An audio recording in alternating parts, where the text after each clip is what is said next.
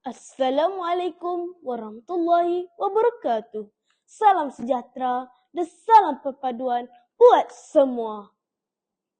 Yang berusaha Tuan Pengurusi Majlis bersama panel hakim yang budiman, para guru yang saya hormati, serta rakan seperjuangan yang saya kasih.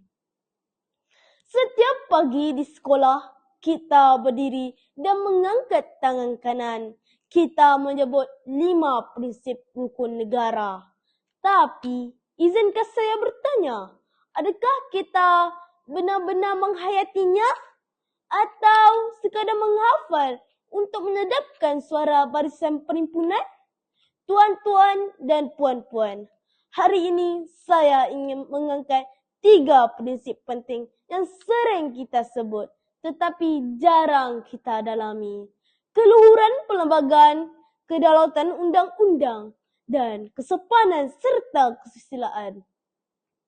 3 prinsip ini bukan terpisah, sebaliknya berkait rapat ibarat akar, batang dan bunga kepada sebuah pohon yang bernama Malaysia.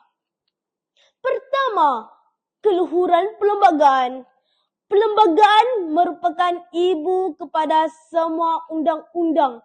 Perlembagaan bukan sekadar dokumen rasmi negara. Malahan, perkara ini merupakan naskah keharmonian yang melanggar garis pemisah antara kekuasaan dan keadilan.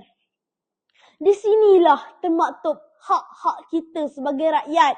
Di sinilah ditetapkan kedudukan Raja-Raja Melayu Islam sebagai agama persekutuan dan kedudukan bahasa, serta hak istimewa orang Melayu dan Bumi Putra, semuanya dengan imbangan keadilan kepada semua kaum.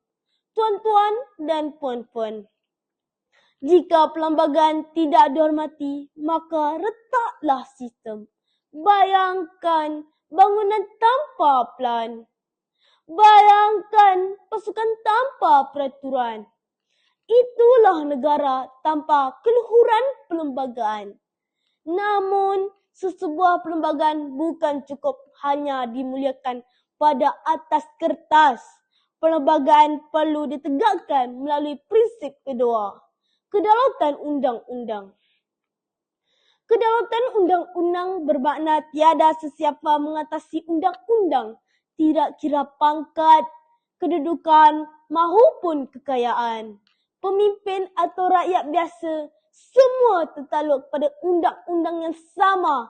Di sinilah terletaknya keadilannya sebenar, bukan pada kuasa, tetapi pada prinsip undang-undang yang sah, datang daripada perlembagaan yang luhur. Dan undang-undang yang berdaulat pula menjamin kelangsungan perlembagaan. 2 prinsip ini saling mengukuh umpama tembok dan asas kepada bangunan yang sama. Namun, sesebuah negara bukan hanya memerlukan sistem yang efektif, malahan lebih daripada itu. Sesebuah negara memerlukan rakyat yang beradab dan berbudi pekerti. Hal inilah yang membawa kita kepada prinsip ketiga, kesopanan dan kesusilaan. Tuan-tuan dan puan-puan, undang-undang mengatur tingkah, tapi kesopanan membentuk jiwa. Kesopanan dan kesusilaan bukanlah hanya adab di meja makan atau nada suara semasa berbicara. Hal ini merupakan cerminan akhlak kita sebagai warga negara. Undang-undang boleh menghukum orang yang mencuri, tetapi kesusilaan mencegah seseorang daripada terfikir untuk mencuri. Undang-undang boleh mengawal lisan yang biadab, tetapi kesopanan dijadikan bicara kita lemah lembut, harmoni. Bayangkan jika kesopanan hilang daripada masyarakat. Biarpun perlembagaan dan undang-undang masih wujud, kita tetap akan hancur dari dalam. Justru kesopanan menyempurnakan hukum dan hukum mempertahankan nilai. Itulah sebabnya ketiga-tiga prinsip ini tidak boleh dipisahkan. Tuan-tuan dan puan-puan, hari ini kita hidup dalam negara yang aman, bukan kerana kebetulan, tetapi kerana negara dijadikan pedoman.